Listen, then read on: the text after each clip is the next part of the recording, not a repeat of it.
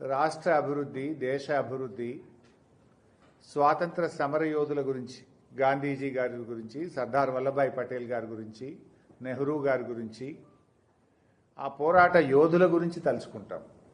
స్వాతంత్రోద్యమ ఫలితాల గురించి మాట్లాడుకుంటాం.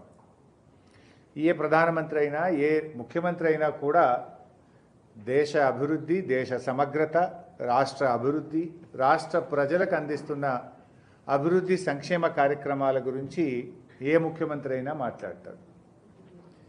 కానీ ఈ రేవంత్ రెడ్డి గారు స్వాతంత్ర ఉద్యమం రోజు, స్వాతంత్ర దినోత్సవం రోజు కూడా చిల్లరగా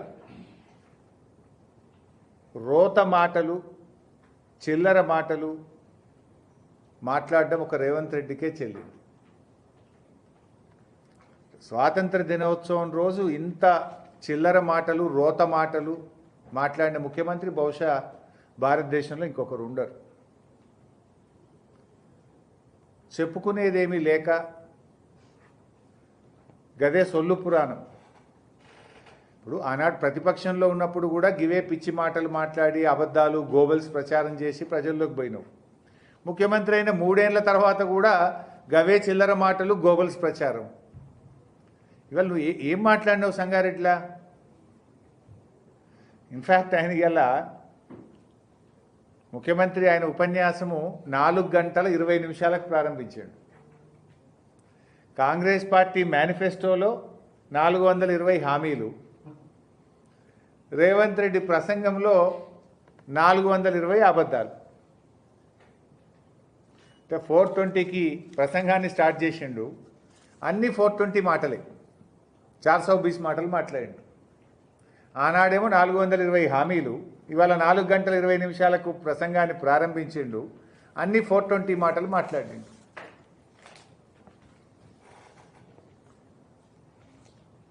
ఆనాడు కేసీఆర్ గారి పాలనలో కేసీఆర్ గారు 15 ఆగస్టు ఏదన్నా మాట్లాడితే అభివృద్ధి గురించి, సంక్షేమం గురించి, పెట్టుబడుల గురించి, సాగునీరు గురించి, విద్యుత్ రంగంలో ప్రగతి గురించి ఆనాడు కేసీఆర్ గారు మాట్లాడుతుండే. కానీ రేవంత్ రెడ్డి గారు మాట్లాడితే అన్ని అబద్ధాలు, అరాచకాలు, సొల్లు మాటలు, రోత మాటలు, చిల్లర మాటలు. ఒక్కటన్నా ప్రజల గురించో, జిల్లా గురించో, రాష్ట్రం గురించో, అభివృద్ధి గురించో మాట్లాడినావా? ఇన్ఫ్యాక్ట్ ఈ స్వాతంత్ర దినోత్సవం రోజు ఇలాంటి మాటలు మాట్లాడడానికి నేను చింతిస్తూ ఉన్నా. ఇది రేవంత్ రెడ్డి మాట్లాడింది కనుక తప్పనిసరి పరిస్థితుల్లో నేను మాట్లాడుతున్నాను. స్వాతంత్ర దినోత్సవం రోజు నేను కూడా ఇలాంటి మాటలు మాట్లాడకూడదు, కానీ రికార్డులు తప్పుపోకూడదు, ఆయన మాటలు సరిచేయాలనే ఉద్దేశంతో నిజాలు చెప్పడానికి నేను ఇలా మాట్లాడవలసినటువంటి పరిస్థితి.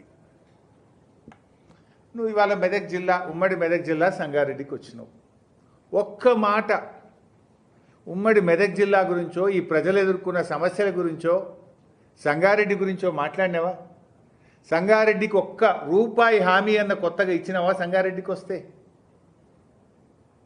ఇలా మీ తప్పిదం వల్ల, నీ ప్రభుత్వం యొక్క నిర్లక్ష్యం వల్ల, నీ చేతగాంతనం వల్ల సింగూరు ఖాళీ చేసినావు. మెదక్ జిల్లా, సంగారెడ్డి జిల్లా, కామారెడ్డి జిల్లాకు మంచినీళ్ళు లేవు. ఇవాళ నారాయణ ఖేడ్లో 2 రోజులకు ఒకసారి నల్ల వస్తుంది. కరువు కాలంలో కూడా, ఎండాకాలంలో కేసీఆర్ గారు నారాయణ ఖేడ్లోని తండాకు రాష్ట్రం మొత్తం కూడా ప్రతిరోజు మంచినీళ్ళు ఇస్తే నువ్వు సింగూరు రిపేర్ చేస్తా అని ఖాళీ చేసినావు. పోనీ రిపేర్ అయినా చేసినావు అంటే రిపేర్ కూడా చేయలే. ఇవాళ సింగూరులో నీళ్లు లేక సంగారెడ్డి, మెదక్, కామారెడ్డి జిల్లాల్లో 2 రోజులకు 3 రోజులకు ఒకసారి నల్ల వస్తున్నది. ప్రత్యామ్నాయం ఏదైనా మాట్లాడతావేమో. మరి ఆ ప్రజలకు మంచినీళ్ళ కోసం ఏమైనా ట్యాంకర్లు పెడతావా, బోర్లు వేస్తావా, మోటార్లు పెడతావా? ప్రతిరోజు నల్లనీళ్ళు రావడానికి ఏం చేస్తావు? ఓ మాట చెప్తావేమో అనుకుంటే దాని గురించి మాట్లాడాడు ముఖ్యమంత్రి.